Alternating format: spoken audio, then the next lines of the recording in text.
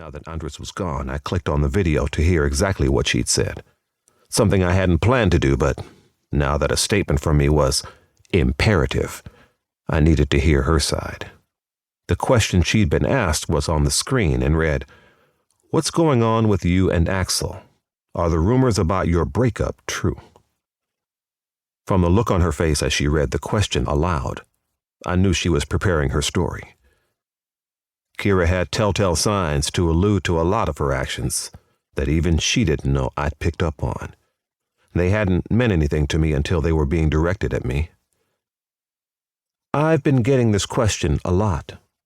Her large eyes immediately filled with faux tears. "I've been avoiding it because the hurt is still fresh, but you all deserve to know that Axel and I are over. After 3 years of what I thought was an amazing relationship, he ended things."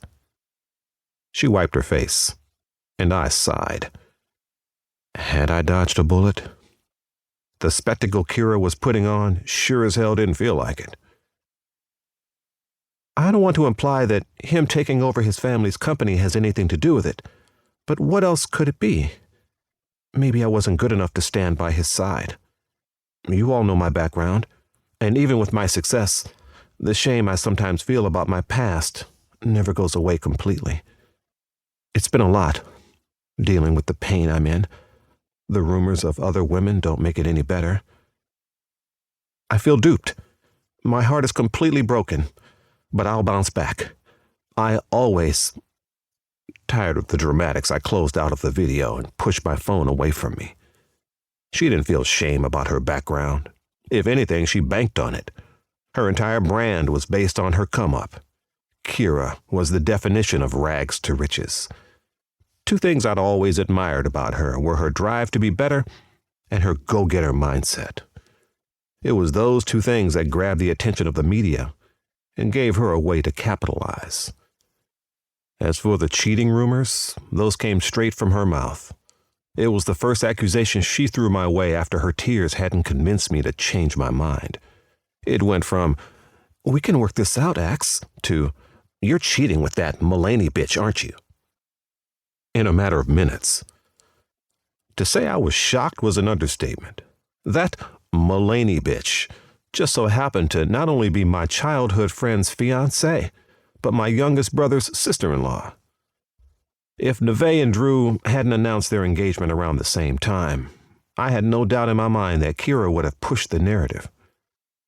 If any of it were true, if her crying for the world to see was her genuinely being hurt by my decision to end things, then I would take being shamed like a man.